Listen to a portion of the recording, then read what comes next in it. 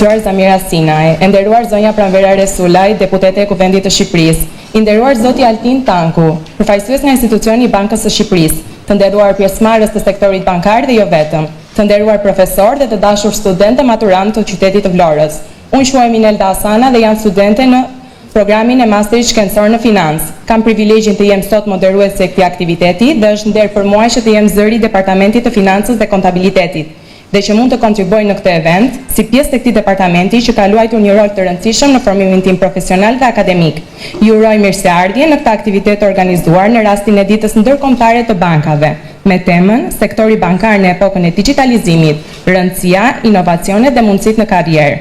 Jemi shumë të nderuar që kemi këtu sot përfaqësues të lartë të institucionit legjislativ, përfaqësues të lartë të institucionit të Bankës së Shqipërisë, drejtues bankash, përfaqësues të fushës së biznesit, profesor të Fakultetit Ekonomik, si dhe studentë maturant të qytetit tonë që janë të interesuar për të mësuar dhe zhvillimit më të fundit të sektorit bankar.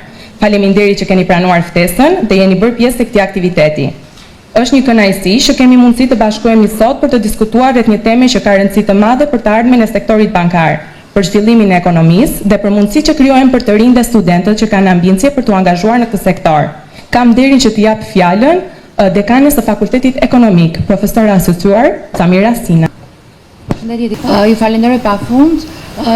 I nderuar zoti Altin Tanku, përfaqësues i Bankës së Shqipërisë, ju falenderoj pafund që jeni pjesë e këtij aktiviteti dhe i keni kushtuar rëndësinë e duhur ftesës që shefja e departamentit, zona Migena Petana, ju ka bërë. E nderuar shefi i departamentit të financës, unë ju falenderoj pafund për këtë aktivitet të sotëm.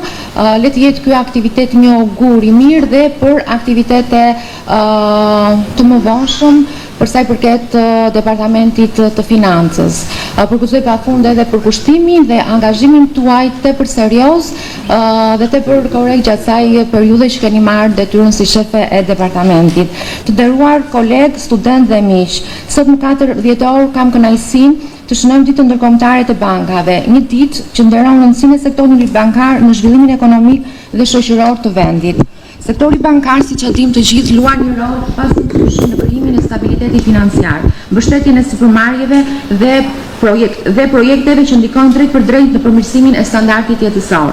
Përmes inovacionit dhe digitalizimit, bankat po transformojnë mënyrën se si shërbejnë klientëve, duke e bërë më të lehtë dhe më të sigurt menaxhimin financiar për individët dhe bizneset.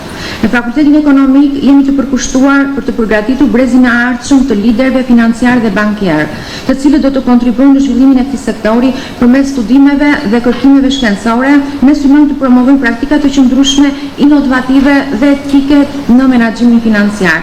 Në këtë ditë të veçantë, dua të theksoj rëndësinë e edukimit financiar si një element kyç për fuqizimin ekonomik të individëve dhe komuniteteve. Përmes aktiviteteve si ky, ne ndërtojmë ura mes teorisë dhe praktikës, duke nxitur një bashkëpunim mes institucioneve bankare dhe aktorëve të rëndësishëm të tregut financiar. Ftoj të gjithë studentët dhe pjesëmarrësit që ta shfrytëzojnë këtë mundësi për të eksploruar më shumë mbi inovacionin, sfidat dhe mundësitë që sektori bankar sot ofron. Për të rinjtë tanë, ky sektor përfaqëson jo vetëm një burim punësimi, por edhe një fushë ku mund të bëjnë ndryshime të prekshme dhe të qëndrueshme. Dëshiroj të falenderoj të gjithë bashkëpunëtorët tanë nga sektori bankar që mbështesin dhe inkurajojnë iniciativat tona edukive dhe profesionale. Dhe jo për nga rëndësia, por si ajo ëmbëlsira për në fund një falenderim të thellë unë i kushtoj dhe gjithë drejtuesve të bankave që janë sot pjesë e këtij aktiviteti, pasi gjatë gjithë kësaj periudhe kanë qenë një suportues shumë i madh për studentët e departamentit të financës për të bërë praktikat mësimore. Dhe ky bashkëpunim uroj që sa të vi dhe të forcohet përmes dhe aktiviteteve të ngjashme. Edhe një herë gëzuar ditën ndërkombëtare të bankave dhe le të jetë kjo ditë një ditë reflektimi dhe angazhimi për një të ardhme më të ndritur financiare për të gjithë. Duke ju falenderuar dhe ju uroj aktivitet të mbarë.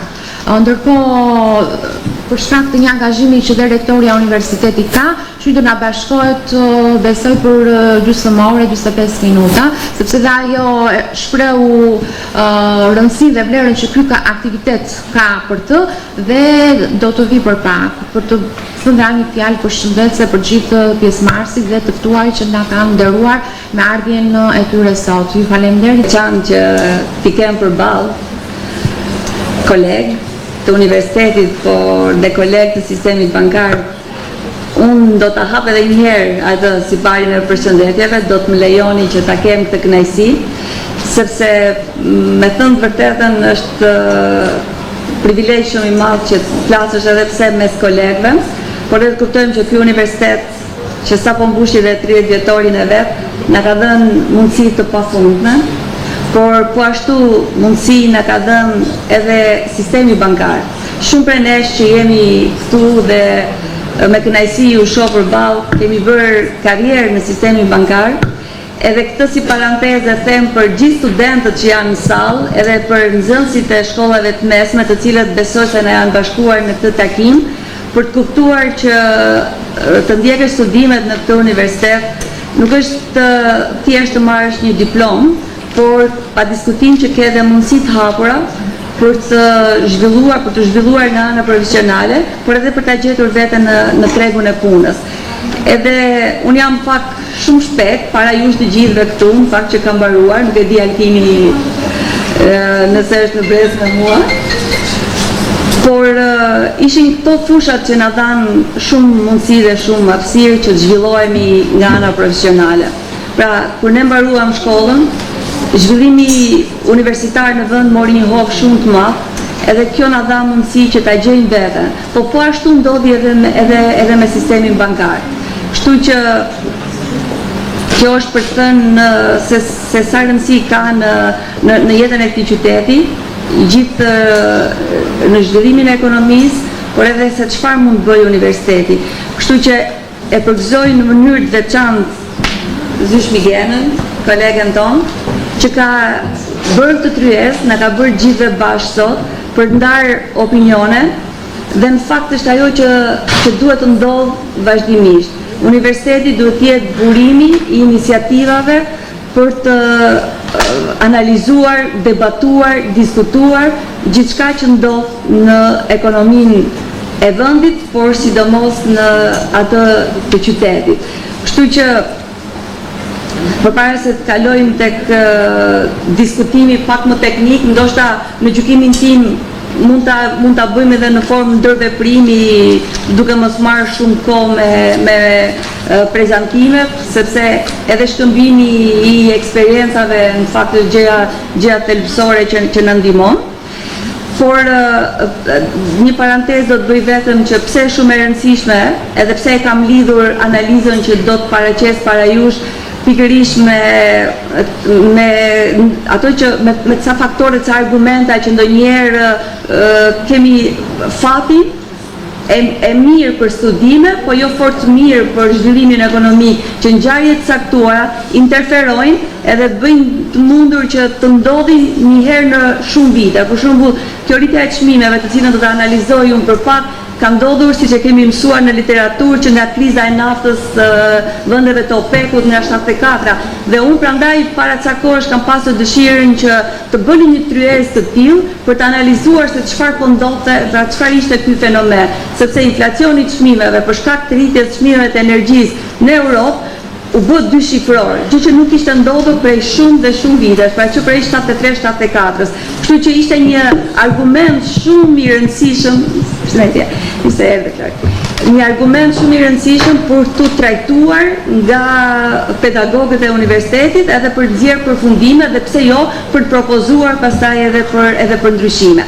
Tani për thënë vërtetën, e lash Altin, shpojt po drejtohem Altin, nuk besoj se është personi më i rëndësishëm në tryezën tonë, për thënë vërtetën, jo pse vjen nga Banka e Shqipërisë, edhe për këtë, por sepse po ta shohim siç do ta prezantojnë edhe më vonë, edhe nga CV-ja që ka, edhe nga eksperienca, edhe nga formimi, është ndoshta profesionisti që mund të na japi shumë informacione dhe mund të ketë ndërveprim komentesh edhe argumentesh, kështu që i uroj si pjesë si e shtëpisë, po i uroj gjithashtu mirëseardhjen dhe shumë faleminderit që gjetët kohën edhe pse sot keni një mbledhje të Këshillit Mbikëqyrës dhe ishit shumë zënë që gjithë dhe gjithsesi ju e gjetët kohën dhe na u bashkuat.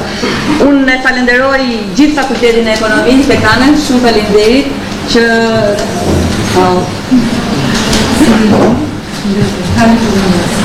shumë faleminderit edhe rektores që na u bashkuan. I urojmë gjithashtu suksese në mandatin e saj, edhe pritshmëritë për Universitetin e Vlorës janë gjithmonë të larta. Unë nuk mërziteni do ta ndërpres përshëndetje, nuk isha filluar, jo se kam një kumtesë që do ta diskutojmë, kështu që po ja kaloj me njëherë fjalën për përshëndetjen dhe pastaj rikthehemi tek ajo analiza që unë kam menduar të bëj. Për të përshëndetur aktivitetin dhe gjithë të pranishmit sot në këtë sallë, kam nderin që t'jap fjalën rektores së Universitetit Ismail Qemali Vlorë. Tuat mua në aktivitetin që keni organizuar vetë dhe prandaj unë komplimentet e para duhet të çoj organizatorëve, dekanes së fakultetit dhe shefës së departamentit të financës dhe kontabilitetit zonjës Milena Petanaj dhe zonjës Zamira Sinaj. Shumë komplimente për të që buni, jo thjesht për të qenë korekte në fjalën time, por jepni këtij universiteti aktivitete shumë cilësore. Po sillni elitë financiare, elitë bankare, elitë kontabilistësh këtu në universitet dhe ky është një zhvillim i jashtëzakonshëm për universitetin, por edhe për komunitetin dhe është një hap akoma më tej në forcimin e marrëdhënieve midis akademikëve dhe institucioneve publike dhe jo publike të rajonit të Jugut dhe të qytetit të Vlorës specifikisht, prandaj dhe është shumë të rëndësishme të aktivitete që po bëni. Prania e financierëve, bankierëve të ardhshëm këtu është akoma edhe më rëndësishme sepse siguron vazhdimsinë e traditës më të mirë të Universitetit të Vlorës. E kam thënë edhe në një aktivitet të mëparshëm, Fakulteti i Ekonomisë në Universitetin e Vlorës ka vlera të veçanta sepse i ka dhënë një elitë intelektuale, jo vetëm qytetit, por gjithë Shqipërisë, më tepër të themi apo në mënyrë më prioritare krahasuar të themi edhe me fakultetet e tjera. Dhe në mënyrë të veçantë, sistemi bankar në qytetin e Vlorës, në rajonin e Jugut, besoj është mbështetet në dijenin time, pothuajse tërësisht tek alumnit e Fakultetit Ekonomik të këtij universiteti. Kështu që në këtë koncept kontributi i universitetit ka qenë shumë i rëndësishëm, po dhe pastaj ajo çfarë këto alumni, juve, ky sistem bankar apo sistemi financiar në përgjithësi i keni kthyer mbrapsht Universitetit të Vlorës është prapë shumë e rëndësishme. Siç e kam thënë edhe herë tjetër dhe do ta rithem sa herë të më jepet mundësia, ka qenë pikërisht një bankë e Vlorës, Banka Raiffeisen dhe drejtuesja e asaj kohe në nivel bankar dhe tani është në nivel zonja Linda Angresi, e cila ka bërë një kontribut shumë të çmuar, shumë të domosdoshëm në atë kohë për mobilimin tërësor të njërit prej fakulteteve të Universitetit të Vlorës. Dhe kjo ishte jashtëzakonisht shumë e rëndësishme për kohën që jemi gjithë dhe do jetë gjithmonë shumë e rëndësishme dhe prandaj do jemi gjithmonë shumë falenderus. Unë ju uroj suksese, shpresoj të kemi gjithmonë kështu lloj aktivitete, do jeni gjithmonë të mikpritur në këto auditore sepse ju jepni shkëlqimin në fund të fundit në institucionit tonë. Faleminderit edhe një herë që jeni këtu dhe suksese në aktivitet. Janë një frymëzim për të gjithë ne. Faleminderit. Fakulteti i Ekonomisë dhe të Financa dhe Kontabilitetin e kemi dhe në proces një projekt ligj për audituesin ligjor, kontabilistët, nëse mund ta gjykoni me propozime, ide, një tryezë të tillë, sepse shoh shumë që janë të fushës edhe kanë interes. Por nuk do të harrojmë sepse nuk e lë dot jashtë vëmendjes edhe departamentin tim të biznesit, të marketingut, të turizmit, sepse në fakt janë sektor të cilët të gjithë do të ndikojnë tek zhvillimi ekonomik rajonal dhe për cilin kontributi ashtu si kundër edhe ju e thatë është i domosdoshëm kontributi i gjithë stafit akademik këtu, por edhe prurjeve të studentëve dhe zhvillimit dhe një fryme shumë të lartë të ndërveprimit mes sipërmarrjes dhe studentëve. Tani, nderuar rektore, unë po flisja pak për rolin që ka Banka e Shqipërisë, sistemi bankar në zhvillimin ekonomik të vendit, edhe dua ta lidh jo pa qëllim, e thash edhe pak më herët, do ta lidh vetëm për ta shpjeguar se çfarë ndodh me kombinimin e politikës monetare dhe fiskale, pa dashur që t'ju bëj makroekonomi askujt tu, sepse janë gjithë persona, të gjithë jeni të formuar nëse mjaftueshëm në këtë fushë dhe nuk dua që t'i jap teori askujt, por duam të kuptojmë se çfarë ndodhi në 3 vitet e fundit, në cilat pësuan shok të një pasnjëshëm dhe ekonomia shqiptare mori disa goditje të paprecedenta dhe të një pasnjëshme, duke filluar nga 2019. Pra, duke filluar me tërmetin, i cili çfarë bëri në vetvete, u detyrua që të devijoj, pra të detyroj qeverinë që të bëj stimuj fiskal, stimuj dhe ta devijoj buxhetin nga normaliteti i tij. Dhe pastaj vazhduam me pandemin, e cila për shkak të ndërprerjes së zinxhirit të furnizimit detyroi shumë vende që të lisin, të prekin treguesit makroekonomik, siç mund të ishte dhe rritja e borxhit publik. Në të gjitha vendet u detyrua, u imponua rritja e borxhit publik. Pra ishte për shkak, e thash edhe një herë, të shokut që u pësua në ofertën agregate. Dhe praktikisht kjo pastaj u kaloi zinxhir, ndërprerja e zinxhirit të furnizimit sigurisht që nuk mund t'i përgjigjej më kërkesës agregate, duke pasur një diferencë të tillë, u kalua në disa që në makroekonominë e quajmë atë shokun ekonomik, e cila u shoqërua pastaj me nivele papunësisë dhe nuk naftoi vetëm kjo, por shtuam përtej kësaj edhe në agresionin e rus në Ukrainë, i cili solli një rritje të çmimeve. Pra, një rritje të pajustifikuar të çmimeve të temi, e cila u ndodhi për shkak të rritjes së çmimit të mallareve të konsumit, të shportës, për shkak të rritjes së çmimit të gazit dhe energjisë. Dhe nuk i futem tani analizës se, por duhet të themi që me çfarë u përball. Ekonomia ishte përball këtyre goditjeve të një pasnjëshme dhe duhet kishte një reagim. Dhe reagimi vjen për ta mbrojtur stabilitetin ekonomik dhe qëndrueshmërinë ekonomike nga çfarë instrumenta, nga politika fiskale dhe nga politika monetare. Kemi pasur deficit buxhetor që shkoi nga 4.6 dhe sot jemi 2.4, do të thotë që kanë vepruar mirë të dyja instrumenta, si politika fiskale, por sidomos ajo që është politika monetare.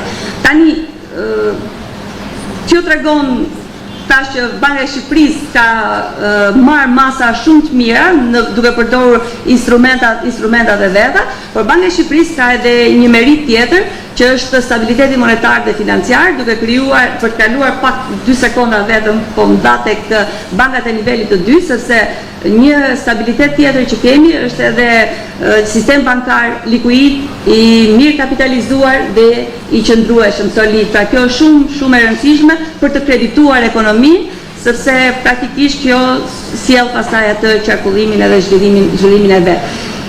Nuk do ndalem, sepse do t'ja lë këtë pjesë që ta mbulojnë kolegët të nderuar të sistemit bankar, cilët kanë një eksperiencë e zakonshme.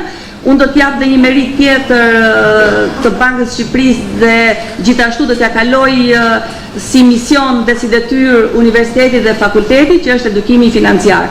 Banka e Shqipërisë merret në mënyrë të vazhdueshme me edukimin financiar, por më besoni, një nga problemet më të mëdha, madje unë jam bërë si një nga problemet më të mëdha që kemi është mungesa e përvojës si vend. Ne nuk kemi vetëm mungesë të edukatës fiskale, financiare, ligjore, qytetare të tjerë, por duke pasur të mungesa, mua më duket tani sikur jam bërë një besnike e fjalës duhet edukim fiskal, edukim financiar, edukim ligjor, sepse janë mungesa që i kemi transmetuar dhe është ndoshta një moment i shkëlqyer që të punohet fort, ndoshta edhe në bashkëpunim me Bankën e Shqipërisë, meqense edhe Altimin e kemi këtu, edhe mund t'ja përcjellim edhe guvernatorit, kemi fatin e mirë që zëvendës guvernatoren, e kemi gjithashtu një mike kolege të shkëlqyer, e përshëndesim Natasha Metajn.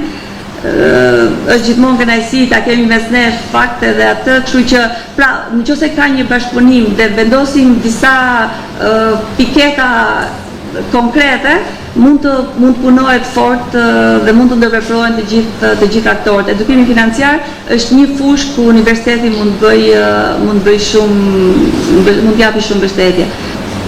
Jetojmë, punojmë, krijojmë aktivitetin tonë profesional dhe e vlerësoj jashtëzakonisht shumë. E vlerësoj faktin që universiteti e ka bërë një aktivitet të rëndësishëm, duke ftuar deputetët, duke ftuar rektorin, dekani, sistemi bankar, edhe natyrisht nuk mungonte edhe Banka e Shqipërisë, domethënë, sepse siç e tham, Banka e Shqipërisë I kushton një rëndësi të veçantë të jashtëzakonshme edukimit financiar, edukimit dhe përfshirjes financiare të popullatës.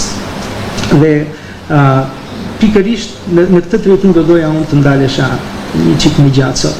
Nuk do të flas për politikën monetare, sepse u bë një prezantim I shkëlqyer I asaj që banka ka bërë dhe se si ndikon ekonominë. Kisha zgjedhur se këtë dia se ato pjesën të Jo, s'ka gjë.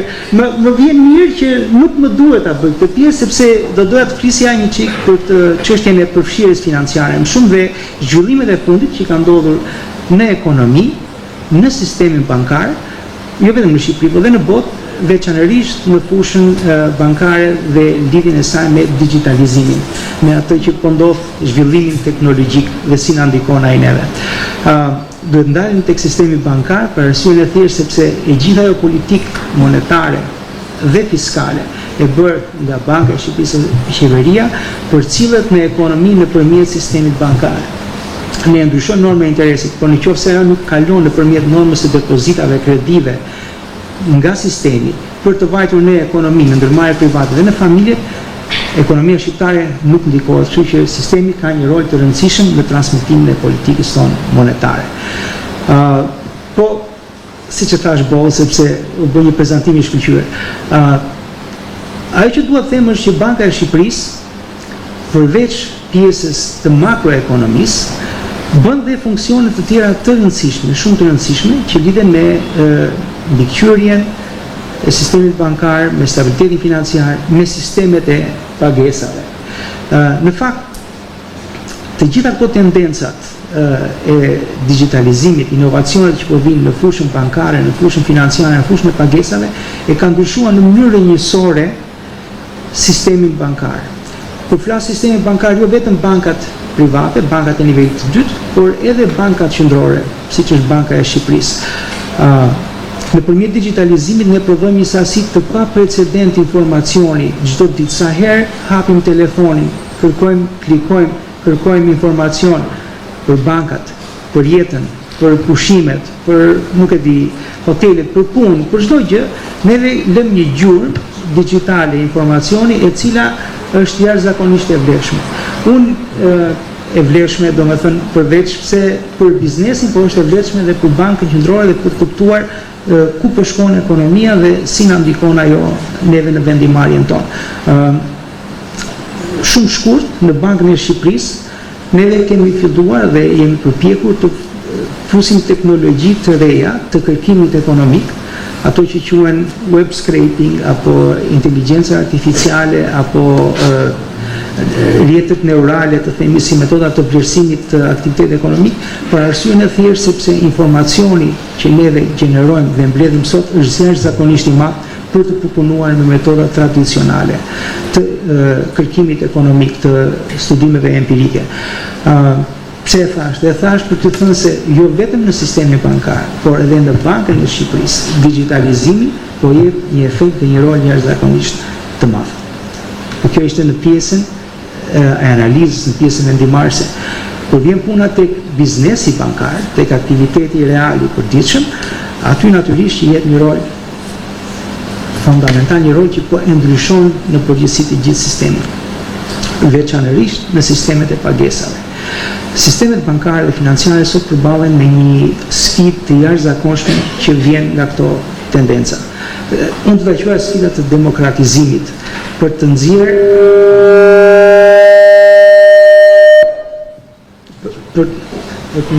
pagesat dhe transaksionet financiare jashtë, jo vetëm brenda bankave, po edhe jashtë bankave me të re dhe inovative. Të gjitha këto janë përmbledhur në ligjin e ri të pagesave që është njësuar së fundit. Po bëhen vite, po nga parlamenti dhe që po aplikohet e po zbatohet tani nga sistemi bankar. Forma më e mirë, ose ajo që është më e dukshme, është ngjarja e fundit që ka ndodhur. Shqipëria është pranuar për të qenë antare e SEPA-s, e sistemit unik të pagesave europiane. Është një aktivitet ose është një ngjarje me përfitime të jashtëzakonshme për ekonominë shqiptare. Sepse redukton kostot në kohë dhe kostot financiare për transaksionet financiare, transaksionet bankare që të gjithë ekonomia bën. Unë nuk do të mërzis në shifra, por unë mund të them vetëm kaq që vetëm kostoja e përdorimit të paras kesh, të monedhave dhe kartë monedhave që qarkullojnë në ekonominë shqiptare, është 1.7%, gati 2% e totalit të përgjithshëm të prodhimit bruto të ekonomisë shqiptare. Pra ne humbasim në vit gati 2% thjesht nga përdorimi i keshit. Antarësimi në SEPA dhe në një bashkësi instrumentash pagesa të ngjashme për ekonominë e brendshme, ashtu edhe në ekonominë e jashtme, i redukton këto kosto në mënyrë maksimale.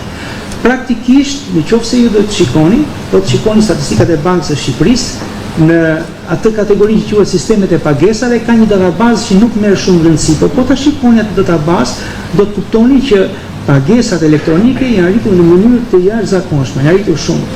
E megjithatë, ka përsëri një hapësirë e cila duhet të mbushet me futjen në SEPA apo instrumente të tjera të pagesave digjitale që lejohen nga ligji i ri. Kjo hapësirë do të mbushet dhe do të jetë një përfitim i jashtëzakonshëm për bizneset edhe për familjet, sepse neve jemi një ekonomi me vëllezër e motra jashtë, një ekonomi që punon jashtëzakonisht shumë financiarisht dhe ekonomikisht me ekonominë europiane dhe një pjesë e mirë e transaksioneve tona bëhen me eurozonën, kështu që përfitimi është i jashtëzakonshëm. Por që të mos ndalen vetëm këtu, do të them dy fjalë më shumë veçanërisht për të rinjt që do futen në tregun financiar, në tregun bankar, në të ardhmen. Pavarësisht se ne kemi gjithë të sukses me pagesat elektronike, me përfshirjen ekonomike dhe financiare të popullatës, nuk duhet të harrojmë që një pjesë e madhe e transaksioneve, mbi 90% e transaksioneve të jetës së përditshme vazhdojnë të kryhet në para në kesh. Sa herë që blejmë në dyqanet e lagjeve, konsumojmë, neve përdorim kryesisht para në kesh, pavarësisht rritjes eksponenciale që kanë numri i pagesave me karta apo instrumenta të tjerë elektronik dhe digital. Objektivi ynë është që këtë para kesh ta reduktojmë në mënyrë maksimale. Jo vetëm për përfitimin ekonomik, por dhe për përfitimin e bizneseve ose për përfitimin e të gjithë atyre të cilët kanë aftësinë, kapacitetin dhe guximin të inovojnë. Me ligjin e ri të pagesave, unë nuk po ju përmend një statistik juve të zyrave bankare apo të ATM-ve apo të poseve, që janë këto vendet ku ne mund të bëjmë pagesa elektronike, sepse me ligjin e ri të pagesave sot këto statistika nuk janë më relevante. Sot çdo pajisje celulare që neve mbajmë mund të kthehet në një shtojc të një banke, të një degë banke mund të kthehet në një zyrë bankare. Instrumentat ekzistojnë dhe kjo është një oportunitet jashtëzakonisht i madh, veçanërisht për ato që futen të rinë në tregun në këtë treg, në tregun e pagesave në tregun bankar, për ta shfrytëzuar. Do t'ju them, për ta ilustruar këtë, do t'ju shpjegoj ose do të përmend vetëm disa statistika. Po të shikosh mënyrën se si ne shqiptarët e përdorim telefoninë celulare, apo sa e përdorim atë, dhe ta krahasosh me vendet e zhvilluara dhe me satanën botërore, neve për futjen e telefonit në jetën tonë, ja kalojmë edhe vendeve të zhvilluara OECD-s, ja kalojmë edhe mesatares botërore. Pra jemi diku tek 96% e popullsisë e përdor telefonin dhe është lidhur me rrjetet e internetit. Për çfarë e përdorim? E përdorim kryesisht për Facebook-un, Instagramin dhe për të komunikuar natyrisht me njëri tjetrin. Po kur vjen puna për ta përdorur telefoninë celulare për pjesëmarrje në jetën financiare, për të përfshirë financiarisht, neve jemi në 1/3 e vendeve të zhvilluara dhe në gjysmën e ekonomive në zhvillim. Është një detyrë e jona që ta përfshijmë popullsinë duke rritur kulturën dhe edukatën financiare në mënyrë që këto instrumenta që i përdorim në jetën tonë të përditshme t'i përdorim dhe si instrumenta financiare dhe mundësitë sot ekzistojnë. Nga ana tjetër, neve së fundmi kemi bërë një vërtim me bankat private në të gjithë vendin dhe i kemi pyetur se si e shikojnë ato digitalizimin, ku janë në raport me digitalizimin. Nuk do t'i paraqis të gjitha rezultatet, shumë shpejt do paraqiten në faqen e Bankës së Shqipërisë, por dua të them që në fakt bankat private e shikojnë digitalizimin si një oportunitet. Dhe kjo vlen në dy drejtime. Ato që i afrojnë tregut punës kanë mundësi të reja, sepse digitalizimi, që t'jemi të sinqert, brezi jonë ndoshta nuk është aq që jap në mënyrë digjitale në përdorimin e telefonisë, sa që jeni ju të rinj, kështu që ju keni një oportunitet në të drejtim për të punësuar në sistemin bankar. Por nga ana tjetër, kur i pyesin bankat si po e bëni këtë digitalizim, ato thonë që po e bëjnë vetë, por do ta bëjnë vetë duke u mbështetur dhe bashkëpunuar me palë të treta, që janë ndërmarrjet e vogla, mikro ose të mesme, të rinj inovator, të cilët janë të aftë dhe të gatshëm të shkruajnë një kod të shkurtër, ta kthejnë të telefon në një shtojcë të zyrës bankare. Kështu që kjo është një oportunitet i dytë, shumë i rëndësishëm për ju që i shtoheni tregut të punës sot.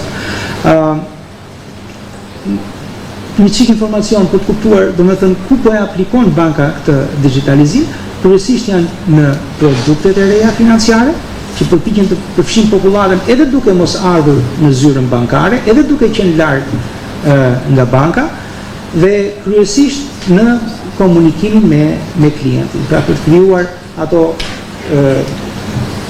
të themi gjymtyrët e reja digjitale të bankës për të arritur popullsinë dhe biznesin. Këtu janë mundësi të arta, them unë, për brezin e ri, për t'i shfrytzuar, për të bërë pjesë e sistemit financiar. Dhe për sistemit financiar nuk kuptoj vetëm bankat private, por nuk kuptoj edhe Bankën e Shqipërisë. Që kemi sinqert, unë kur i shikoj sot mezi po pres që juve të aplikoni për intershipe apo për aktivitetet tjera që Banka e Shqipërisë ka dhe ofron për studentët. Unë mund t'ju përmend për shembull çmimin e guvernatorit për diplomën më të mirë, pra kur juve të graduoni dhe të bëni një diplomë, niseni atë në Bankën e Shqipërisë sepse unë bëni fitues të çmimit të guvernatorit për diplomën më të mirë. Dhe ju lutem na ndiqni neve në aktivitetet e edukimit dhe përfshirjes financiare. Po e mbyll me kaq që mos ta zgjas më shumë edhe për të tentuar më shumë. Dhe i doni gjërat sa më shkurt, mundoheni ta shfrytëzoni sa më mirë, sa më maksimalisht, ta monitorizoni apo të bëni diçka të mirë sociale apo për veten tuaj apo për familjen, shoqërinë që do të jeni, jo vetëm të fokusoni në ato rrjete sociale dhe që koha humbet. Na ndodh të gjithë dhe unë jam një nga ju, por mundohem që të reflektoj her pas here.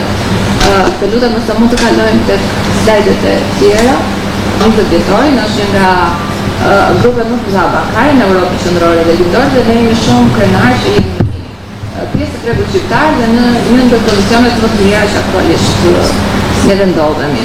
Jemi të shpërndar diku të 76% femra dhe meshkuj 24%, kjo nuk do me thënë asnjë gjë, do me thënë ne patjetër që i suportojmë meshkujt, por për fat keq nuk është se prurjet janë aq të mira ose nuk e di se çfarë ndodh, paragjykohet. Un kam shumë dëshirë realisht në intervistat që neve bëjmë, kam shumë dëshirë të i suportoj në maksimum dhe të kemi meshkuj pjesë të skuadrave tona, se ata kanë një kontribut ndryshe, kanë një qasje ndryshe me klientët dhe realisht eksperienca ime me ata të pak në numër ka qenë shumë e mirë. Dhe një gjë tjetër që ka ndodhur me ta është realisht lëvizin në pozicione më të larta menaxheriale, ndoshta kanë më shumë ambicie se sa femrat. Periudha e kohës që ata qëndrojnë në një pozicion i ulët në një pozicion më të lartë shumë e shkurtër. Koha në punë aktualisht është 9.4 vite. Do me thënë një person që vjen dhe është i punësuar në bank, rri pothuajse 9.4 vite në një pozicion dhe nëse ju jap si referencë nga viti kaluar, ka qenë 13.4 vite, është ulur në 9.4, që ka goxha diferencë. Kjo ka të bëjë në fakt me brezin tuaj, me departamentin ton kryesisht IT-s, aty ka lëvizje, më falni që unë jam kthyer kështu, po që kam dëshirë që të jap informacion për studentët në tepër. Kryesisht vjen nga brezi i ri, pra ata kanë dëshirën të lëvizin, janë bërë si nomad, do më kalojnë nga një pozicion në pozicionin tjetër, nga një kompani në një kompani tjetër, por gjithsesi prap ne nuk paragjykojmë ka raste sa të duash që janë pjesë e kompanisë tonë, lëvizin në një kompani tjetër, kanë dëshirë të vinë për pozicione të reja, neve jemi të hapur ndaj këtyre, nuk paragjykojmë, kështu që ka ndodhur plot raste që kanë parë tregun dhe janë rikthyer sërish tek ne. Mosha mesatare është 38 vjeç, edhe kjo ka ndryshuar, ka qenë diçka më tepër, por aktualisht nëse mund t'i referoni ndarjes, mosha nga 20 deri në 30 vjeç bëjnë 30% të stafit të bankës. Por patjetër që është e rëndësishme edhe pjesa ku ju mund të shikoni, nëse mund t'i referoni ndonjëherë slajdit më parë, që kisha mbaruar. Okej. Edhe pjesa nga 50 deri në 60 vjeç patjetër që ka rëndësi shumë të madhe për ne, që ky numër madje të jetë sa më i lartë, sepse këta supozohet janë ekspertët e bankës, ne të gjithë mësojmë, janë jo vetëm ekspertë, por janë edhe mentorë, si në aspekti personal, në soft skills, në pjesën profesionale të punës etj. Dhe kjo është diku te 14% aktualisht. Ndarja sipas zonëve, patjetër që pjesën më të madhe e networku, 40% e stafit janë në network, në rrjetin e degëve që janë të shpërndarë në gjithë Shqipërinë. Pjesët e tjera që janë në head office, korporat, IT, operacionale dhe pjesët burime njerëzore, risku dhe financë janë të ndarë, besoj është pak a shumë me njëjta situatë në gjitha kompanitë. Nëse do referohemi misionit dhe vizionit, unë dua vetëm të theksoj vizioni i 2025-s është që ne të jemi grupi më i rekomanduar për shërbimet financiare. Ne realisht jemi shumë agresiv për të ofruar një shërbim sa më të mirë ndaj klientëve, duke shfrytzuar çfarë do lloj mundësish, si platformat tona digjitale, si shërbimi në deg. E dim që çedon është problem. Aktualisht gjithë industria po haset, po ka probleme me stafin dhe përgatitjen e tyre, me dëshirën e mirë, komunikimin që ata kanë me klientët, por mundohemi që të ofrojmë platforma sa më të mira digjitale që vetë klientët të kenë mundësi ta kenë bankën në dorë, sikurse edhe zotëria Altini e përmendi që shumë nga transaksionet e tyre të kenë mundësi t'i bëjnë edhe vetë. Absolutisht nuk është e rëndësishme vetëm për klienti tek ne, neve themi që gjithkohës si po është e vërtetë që klienti është mbret, por edhe stafi tek ne trajtohet si mbret. Në aspektin që ne kemi dëshirë t'i suportojmë, t'i motivojmë që të trajnojnë, të kenë formimin e dur, të vinë me dëshirë në punë, kemi krijuar oraret fleksible të punës, punën remote në departamentet që është e mundur që kjo gjë të bëhet. Por një pikë, nëse vazhdojmë tek vlerat e përbashkëta, një nga pikat më të rëndësishme që unë prap dua të theksoj është mësuarit. Dhe këtë u them edhe ju. Të mësuarit nuk mbaron asnjëherë. Do të thënë që nga bankat e shkollës deri gjatë gjithë jetës, edhe karrierës, nëse ju do doni të keni një karrierë sa më të suksesshme dhe jo vetëm të shkoni në punë, pra ta konsideroni punë, unë e them karrierë, se puna është të shkosh, të marrësh rrogën dhe të thuash shqyr. Por nëse doni të keni një karrierë të suksesshme, duhet të jeni nxënës, student gjatë gjithë kohës. Për fat të mirë, banka ku unë jam pjesë, ka departamente të tëra, ka njësi të tëra që merren me trajnimet, zhvillimet herpashershme, platforma digjitale që gjithë secili mund të futet dhe të trajnohet, të marrë të gjithë informacionet e nevojshme, patjetër që ka edhe trajnime të organizuara që zhvillohen edhe jashtë Shqipërisë, zhvillohen këtu në Shqipëri me trajnues të huaj, me departamente të ndryshme përkatëse, kështu që nuk ndodh në Raiffeisen që një punonjës mos të marrë informacionin që ka nevojë të ketë. Tranzicion gradual të kalimit nga auditoret në praktikën e punës është qëllimi jon i përbashkët. Qëllimi i universitetit, qëllimi akademik dhe qëllimi juaj gjithashtu, se përfitimi është komunitar, është i të gjithëve. Në vazhdën e asaj që juve po thoni, eksakt në konceptin që juve propozuat, ky është koncepti dhe i një riorganizimi që neve po bëjmë për zyrën e karrierës. Zyra e karrierës do funksionojë si zyrë punësimi. Dhe ne kemi folur drejtuesen e departamentit të biznesit e kishim këtu, jo të kontabilitetit, por u largua, por kam folur me atë dhe synojmë që atë propozimin që ju e tha tani, po ne kemi të diskutuar më herët, ta zhvillojmë si aplikacion. Do me thonë të kemi një aplikacion në universitet, tek zyra e karrierës, gjithë vendet bosh të punës në të gjitha bizneset, sigurisht edhe në sistemi bankar, po në të gjitha bizneset e Vlorës, sidomos në një qytet që punësimi sezonal është më predominant të themi se sa punësimi i përhershëm. Dhe ai do jetë një aplikacion fluid, në sensin që u hap vendi punës, do mbyllet, do hapet vendi tjetër dhe këto do bëjmë pastaj një informacion direkt tek studentët dhe ata ta marrin tek ne informacionin dhe të vinë direkt tek ju. Kështu që na prisni shumë shpejt, do vinë përfaqësuesit tuaj që ta formalizojmë këtë lloj shërbimi për studentët. Është favor i të gjithëve, është në shërbim të gjithëve. Faleminderit juve. Dua sot të flas në rast të parë për rëndësinë e Universitetit të Vlorës, duke u bazuar në eksperiencën time personale si studente e këtij universiteti, në rast të dytë për karrierën në sistemin bankar dhe më pas për digitalizimin. Me thënë të drejtën, kam mbaruar Universitetin e Vlorës në 98-2002 dhe ishte një periudhë në të cilën, duke qenë në një universitet lokal të qytetit tim, isha pak skeptike për ecurinë e karrierës time, por dhe doja pak ta vendosja vete në provë si do të isha në një universitet të huaj. Dhe pasi e mbarova fakultetin e Vlorës dhe shkova në emigrim në Itali, aty arrita të kuptoj se sa i rëndësishëm ishin njohuritë që unë kam marrë në këtë universitet. Pasi dhe në një universitet si ai Modenës, që është një ndër më të vjetrit në Evropë, arrita të kuptoj se njohuritë e Universitetit të Vlorës ishin shumë të plota dhe shumë të rëndësishme. Që në intervistën e parë që pata me stafin pedagogjik në atë universitet, pyetja e parë, nga cili universitet vjen nga Universiteti i Vlorës. Ju nuk keni as nevojë të bëni një intervistë dhe as nuk keni nevojë të bëni një provim në italisht, sepse ju jeni në një qytet që e flet shumë mirë italishten. Aty fillova të drejtoj pak, sepse isha pak e ndrojtur, të drejtoj pak shpatulla dhe të them, universiteti im është i rëndësishëm dhe i njohur, dhe ju nuk keni nevojë jeni shumë të mirë në matematikë, jeni shumë të mirë në lëndët ekonomike. E vetmja gjë që as kohë ne kishim nevojë ishte pak shtesë në informatik, për cilën në atë kohë informatika në universitet nuk ishte shumë, ishte një deg jo aq, dhe disa deg si semiotika që ishin pak të reja, apo deg të psikologjisë të ndryshme. Ama arrita ta mbaroj shumë mirë universitetin me njohuritë dhe bazat që pata në Universitetin e Vlorës dhe u riktheva në qytetin tim për të nisur karrierën bankare. Me thënë të drejtën jam shumë me fat që kam punuar në 2 banka shumë të mëdha, 3 vjet kam punuar pranë Raiffeisen Bank dhe sot punoj në bankën më të madhe në Shqipëri, Bankën Kombëtare Tregtare, në degën më të madhe në qytet, për sa i përket sistemit bankar, dhe si godina ajo është ndërtuar në sheshin e Flamurit 100 vjet para nga arkitekt italian dhe vazhdon të ketë të njëjtin dizajn, të njëjtin rëndësi dhe të futem në atë godinë me shumë çdo ditë me shumë pasion dhe emocion për detyrën dhe punën që unë kryej. Dua të them se karriera, ka rëndësi puna në banka të mëdha, jo për faktin se do të kemi në CV të punësuarin në një bankë të madhe, por më shumë për faktin se qyteti Vlorës, le ta themi të gjithë, ka kryesisht ndërmarrje të vogla apo të mesme, shumë rrallë gjem në qytetin e Vlorës korporata. Ama të qenit i punësuar ka një rëndësi shumë të veçantë kur ti je pjesë e një organizate të madhe, pasi aty ti kupton se sa mirë e strukturuar është një organizate e madhe dhe sa shumë oportunitete ajo ofron. Ne mund të kemi 80.000 banor në qytetin e Vlorës, por dega ime ka 25.000 klient dhe baza e klientëve që ty një bankë e madhe të ofron është shumë e rëndësishme për një student që fillon karrierën e tij bankare.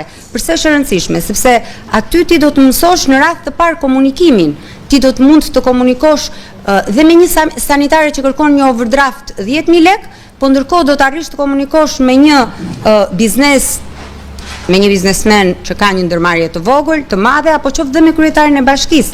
Ti mund të jesh thjesht një teller, por të punësuarit në sistemin bankar të mëson komunikimin e mirë, të mëson se si ti të raportohesh me kolegët, pasi duhet patjetër të kesh një frym të mirë në skuadër, dhe të mëson se si të përballesh me një punë e cila është sfiduese. Vërtet puna në bankë është një punë që ka objektiva, por për çdo person i cili ka vendosur të arrisë karrierën e tij nëpërmjet punës, në Vlorë është një organizatë e cila t'jep oportunitetet më të mëdha të mundshme. Pra banka është ndër të paktat korporata në qytet. Dhe oportunitetet e karrierës që mund të ketë në bankë vinë edhe nga gjërat më të vogla. Ti do të trajtohesh me shumë dinjitet nga banka. Çdo nen i kodit të punës do të jetë i respektuar prej saj. Do të jetë i respektuar çdo festë zyrtare. Do të mund të marrësh të gjithë lejet e tua të zakonshme, askush nuk mund të privojë nga këtë. Le ta themi që bizneset e vogla nuk mundet që çdo kusht t'ia plotsojnë punonjësit. Ndonjëherë ata duhet punojnë dhe të shtunave dhe të dielave dhe duhet kenë të reduktuara edhe pushimet e tyre vjetore, gjë që nuk ndodh në sistemin bankar. Përtej kësaj ka dhe oportuniteti që asnjë ndërmarrje tjetër mund të mos i ofrojë, si sigurimi shëndetësor. Pothuajse të gjitha bankat i ofrojnë punonjësit të tyre një sigurim shëndetësor privat. BKT-ja 2 vitet e fundit e ofron këtë dhe për fëmijët dhe për bashkëshortin. Pra të 3 vajzat e mia dhe bashkëshorti im është i siguruar me sigurim privat nga puna ime në bankë, që është shumë e rëndësishme për një person i cili krijon familjen e tij dhe që do të jetë i qetë për sa i përket shëndetit të saj. Përveç kësaj, oportunitetet e karrierës së bankës kanë të bëjnë edhe me pagën. Janë pagat pothuajse më të larta për sa i përket, po flas për qytetin e Vlorës, dhe me inflacionet që kanë ndodhur në 2-3 vitet e fundit, shumë rrallë mund të ketë ndërmarrje, të cilat a kenë rritur me 15% apo dhe 20% këto 2 vitet të fundit, çdo vit pagën e punonjësve për t'u indeksuar me inflacionin dhe me ndryshimet e çmimeve që kanë. Pra të gjitha këto oportunitete, po flas për qytetin e Vlorës, mund të sigurohen me anë të punësimit në sistemin bankar. Unë personalisht rikthehem dhe si pedagoge, shpeshherë, si pedagoge jashtme, e kam shumë me pasion këtë gjë, pasi kam mbaruar dhe doktoraturën për marketing, por përveç kësaj, duke qenë se pasioni im i parë është puna në bankë dhe menaxhimi, e shikoj si një burim shumë të rëndësishëm të gjetjes së studentëve, sepse dua ata t'i zgjedh personalisht, duke dhënë mësim në departamentin e marketingut apo në masterin e financës. Dhe kjo është mënyra më e mirë dhe më e drejtë për t'u lidhur me ta. Pothuajse në këto 14 vjet si drejtuese, 90% të stafit tim e kam zgjedhur nga Universiteti i Vlorës. Ata përtej faktit të oportuniteteve që thash deri tani të karrierës në bankë, ajo që është akoma më e rëndësishme, kur shkon në një ndërmarrje të kërkon eksperiencën. Ku ke punuar më parë? Çfarë di të bësh?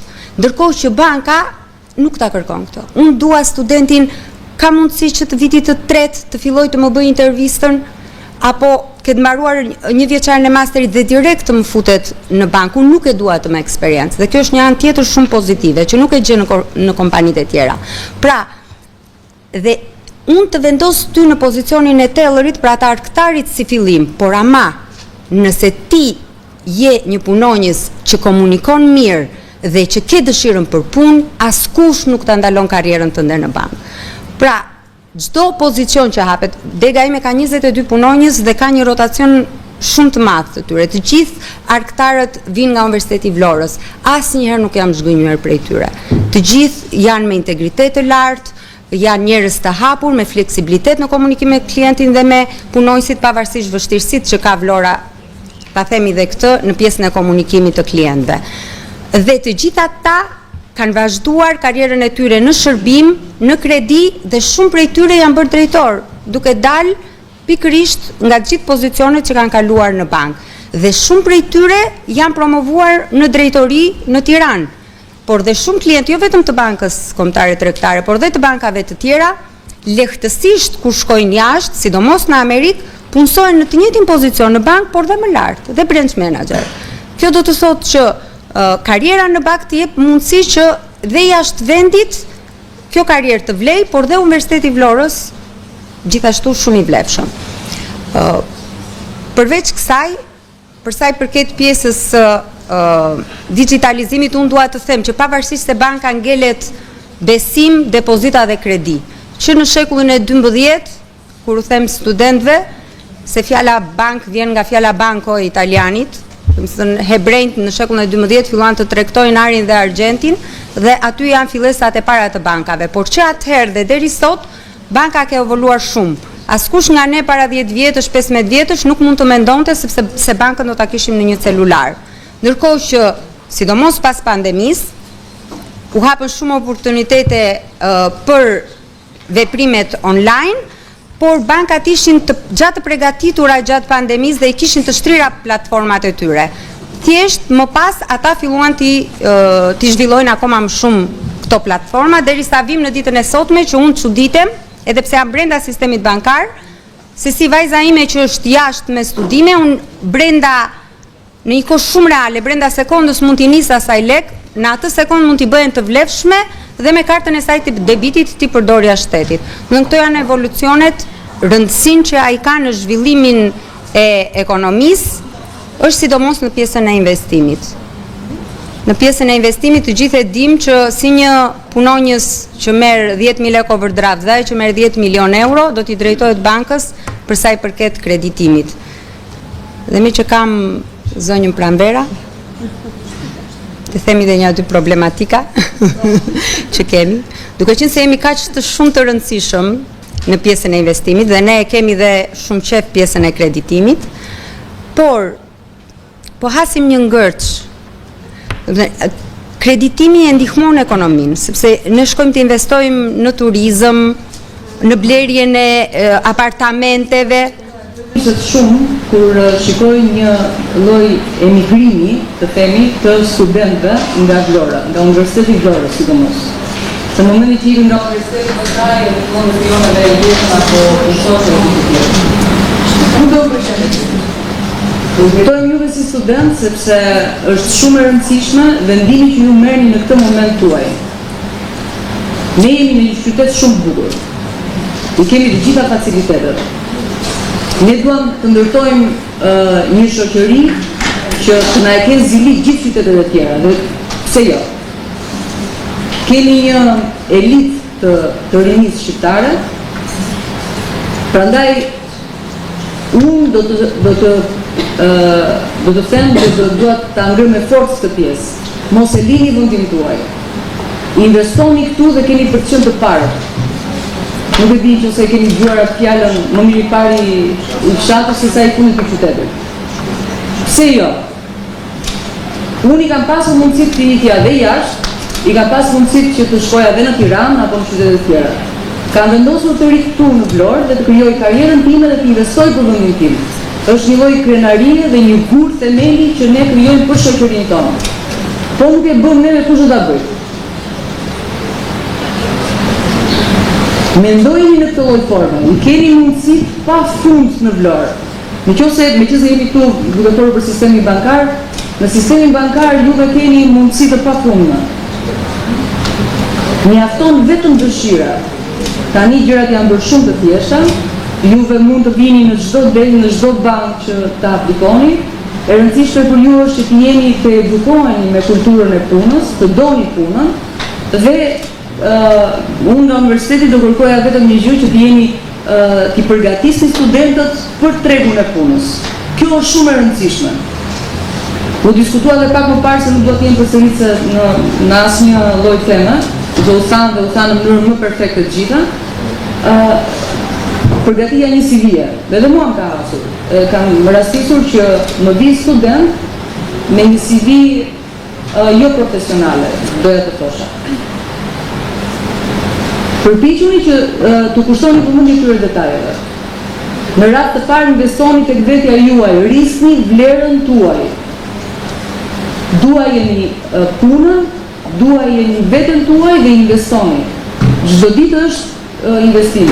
Më mirë se kudo tjetër vlerën e keni në vendin tuaj.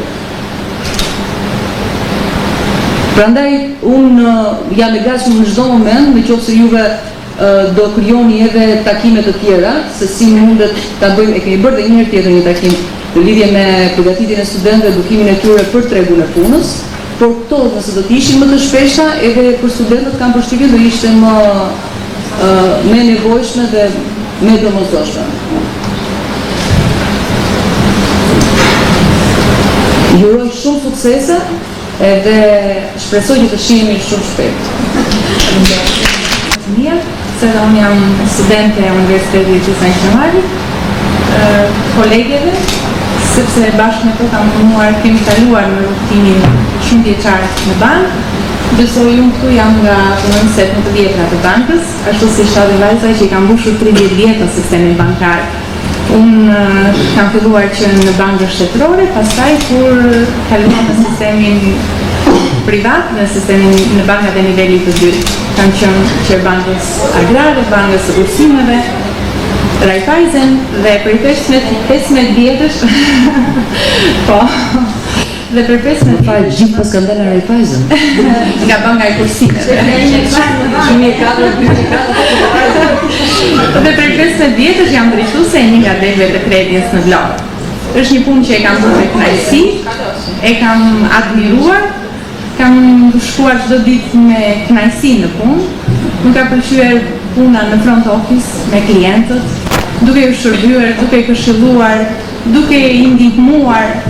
Gjë që gjithë ajo lodhi, ajo sakrificë gjithë këtyre viteve ka bërë që edhe puna ime është përblyer dhe ashtu kam filluar edhe unë që nga teller në fillim deri sot që jam drejtuese e tekës.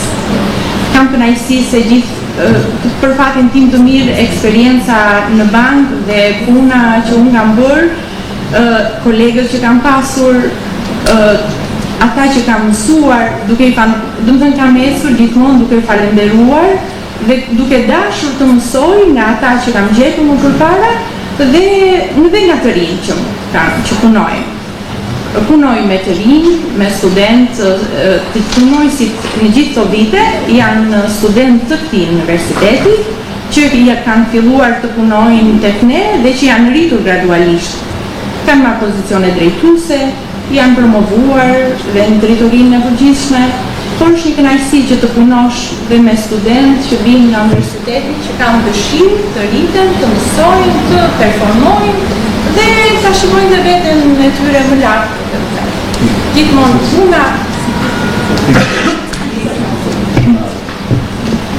puna në bankë gjithmonë do një përshpushtim.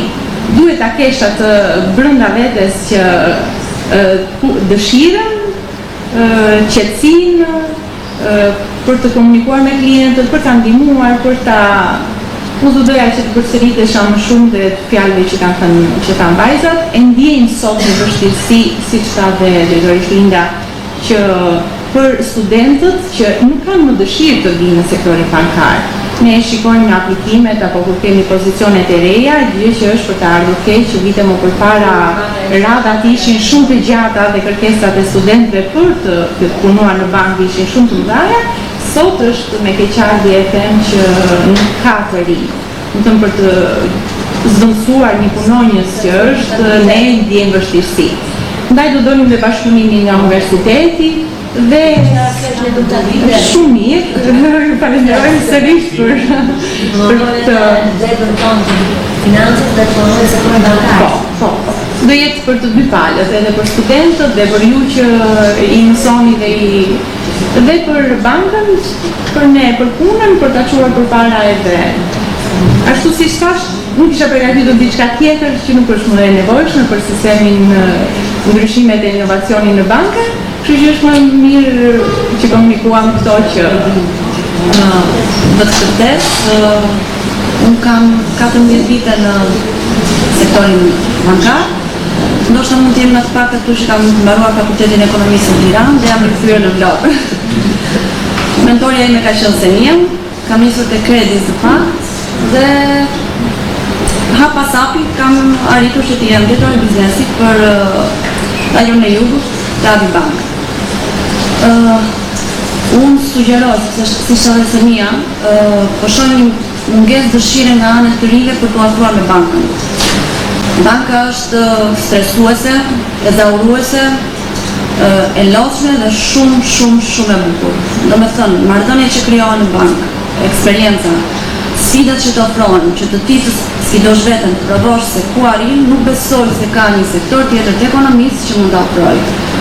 Është e kohë që mund ta zgjas shumë bisedën, kam punuar vetëm me pjesën e kredive, individ, biznes, small business, SAE, korporata, dhe them se një person që t'jetë i arrit duhet që të kalojë SSB në bank, duhet të sfidoj vetëm, të provojë se çfarë janë marrëdhëniet me njerëzit, dhe çfarë janë marrëdhëniet me prorët dhe me palët e treta. Unë jam shumë e lumtur që kam punuar në 3 banka, të cilat kanë se janë lider në momentin, dhe jam shumë e kënaqur që në pjesë e pandemikuar. Jam sektorin bankar prej afërsisht 15 viteve. Unë do mundem ta thjeshtoj sa më shumë historinë time. Le të them duke edhe një lloj promovimi të ëndrave, le të themi. Shumë nga personat që janë panel sot janë mentorë të mi, duke përfshirë pedagogët, Zorin Pranvera, Gjergjina, Nilën, Matikën, të gjithë me radhë, Lindën e gjithë, kanë qenë dhe njerëzit që unë i kam ndjekur hap pas hapi në punë që kam bërë.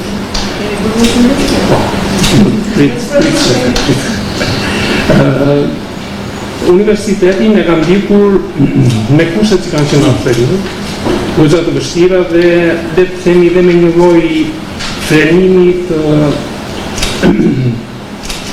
të mënyrës së studimit që ka qenë atë periudhë, dhe të themi nga në nxënësit. Nuk kam shkëlqyer. Po dhe, posha i ka qikë të zeshë. Jo, e thash me shumë modesti, po të gjori bje shumë shkurt për të dhe një po, nuk kam shkëlqyer, me thënë drejtën, kam qenë në njerëzit që thjesht kam ndjekur ëndrat, dhe kjo nga bërë të jetë si për para. Në bank kam filluar arktar.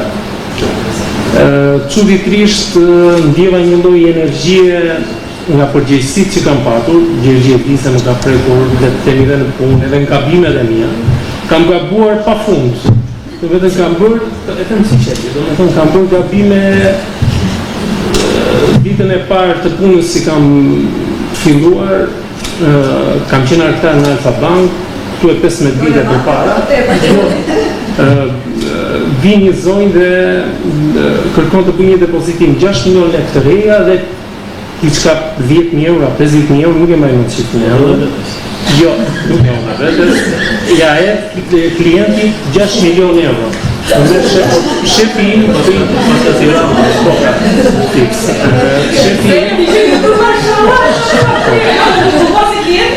më merë shefi im më merë dhe më lasim 15 vite për para. Shefi im më merë dhe me ironi më komplimenton. Bravo Florian, nga ke bërë... Unë realisht nuk e kuptova gabimin. A ishi pa ndrojtje, po them, a ishi pa ditur, kam qenë në fillim edhe mia.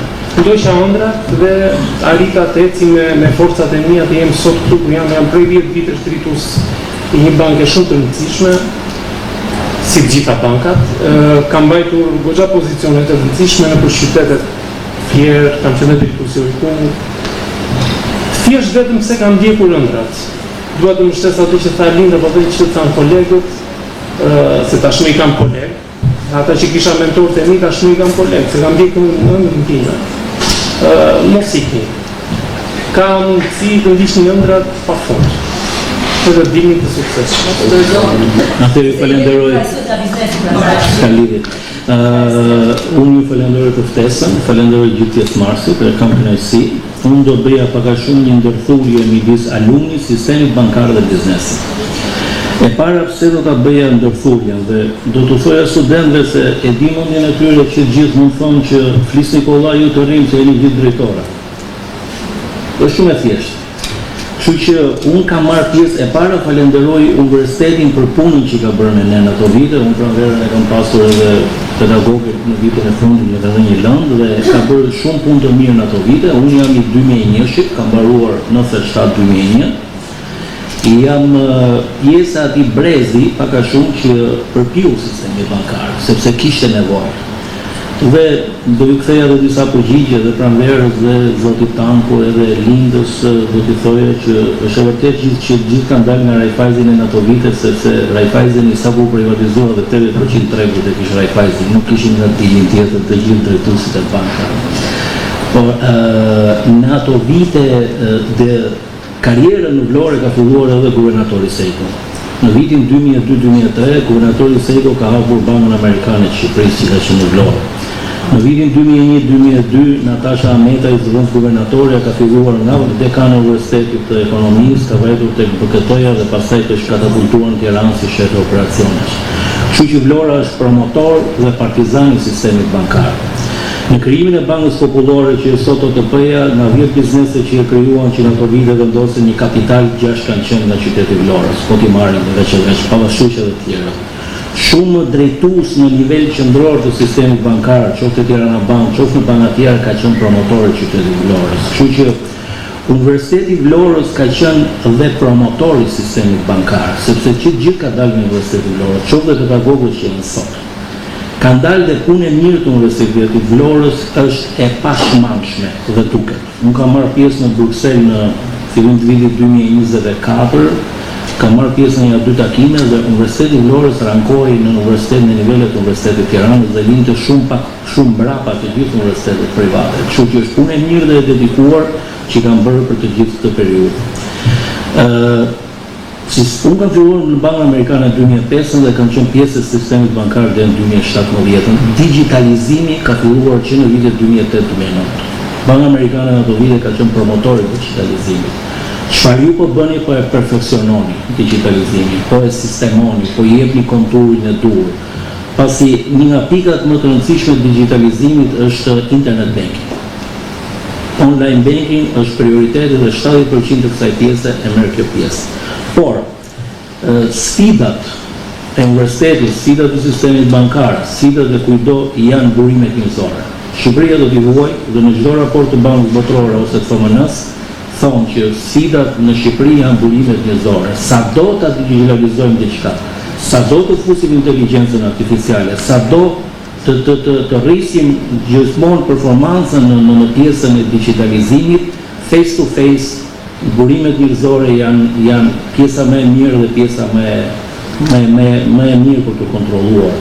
Unë do kisha 2-3 sugjerime, unë do të thoja të gjithë kolegëve të sistemit bankar që ta bëjnë sistemin bankar atraktiv, qoftë dhe për studentët, të rrisin pagat në raporte të rregullta, jo në raporte të çrregullta. Kjo është detyra juaj zoti Tanku që ta përcjellni në Bankën e Shqipërisë, pasi ju jeni në ato pjesë në ato departamente që mund të sugjeroni, sepse unë mbajmën ato vite paga rritej nga 6-10% vit për vit.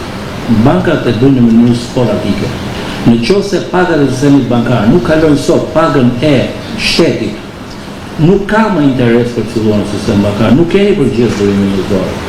Normalisht një person që mbaron shkollën në Tiranë ose jashtë nuk rikthehet në Vlorë, janë të rralla raste. A ne jemi të bazuar tek qyteti i Vlorës. Kështu që sistemi bankar duhet bërë atraktiv. Kjo është pjesa më kryesore. Ndërsa nga ana e biznesit mendoj që edhe sistemi bankar duhet të jetë më fleksibël kërsi biznesit.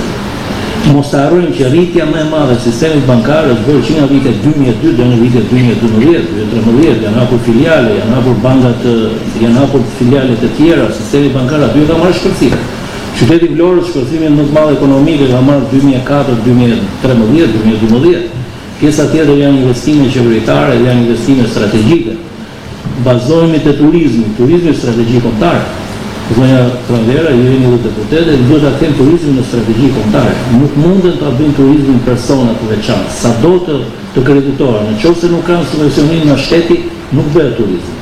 Për sa i përket edhe pjesës së taksimit, futen si biznes, taksat e larta si edhe çmimet e larta. Kanë përfilluar kreditojnë turizmi, por unë do të jap një sugjerim që bankat të kenë kujdes edhe për pjesën e investimeve në ndërtime dhe në pjesë të tjera, pasi mendoj që mund të ketë shumë afër mund të ketë një gap, një flux, një bubble, le të themi.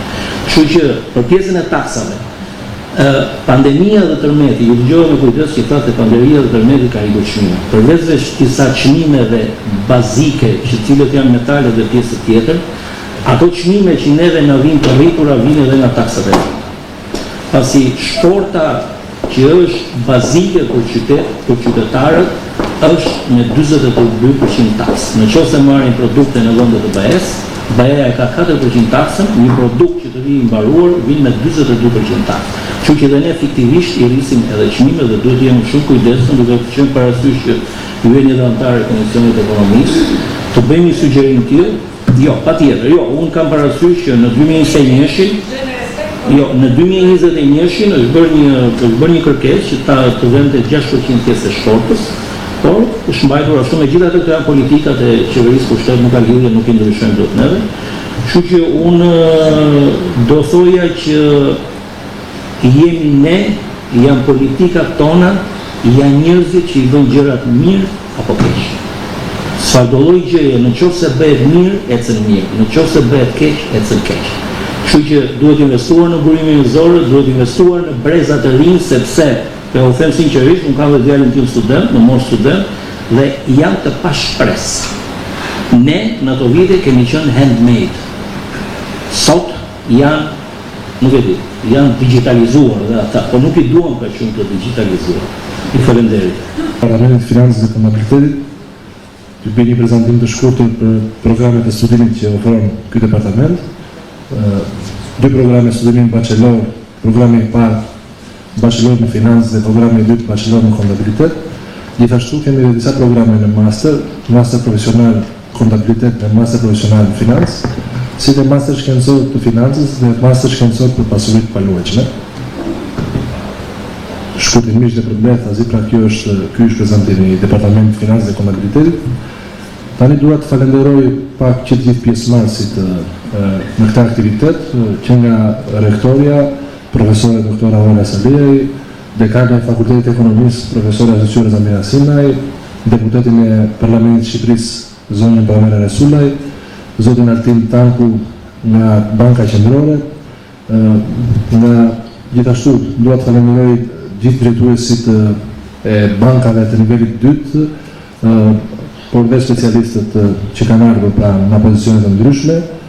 Një falenderim të veçantë kam për zotin Nika, me të cilin kemi shpesh dhe debate në Këshillin e Bashkisë, por dhe kuptohet që kemi debate konstruktive me njëri tjetrin në diskutimet që ne bëjmë. Falenderoj kolegët pedagogë që kanë ardhur, si dhe studentët dhe maturantët që janë pjesë e këtij aktiviteti në ditën e sotme, dhe për këtë të fundit kryesisht për maturantët kam një thirrje që të vinë të studiojnë në Universitetin e Vlorës, në programet e studimit që ofron Universiteti i Vlorës, jo vetëm programet e studimit të Departamentit Financës dhe Kontabilitetit, por dhe programet e studimit të Fakultetit e Ekonomisë, por dhe të fakultetet e tjera. Universiteti Ismail Qemali i Vlorës është një universitet i cili ka një histori të gjatë dhe me shumë kontribute në fusha të ndryshme të jetës tonë shoqërore, sociale, kulturore apo shkencore. Ju bëj një thirrje pra gjithë maturantëve, jo vetëm të qytetit Vlorës, por dhe të qytetet tjera, duke qenë se fjalët do përcillen edhe nëpërmjet medias, hajdeni dhe studioni në Vlorë. Vlora është një qytet i jashtëzakonshëm, është një qytet shumë i bukur dhe ka një universitet elitar jashtëzakonisht shumë të mirë. Ju presim të gjithëve me krah hapur dhe nuk do të zhgjenjeni gëzimin që do të bëni. Faleminderit.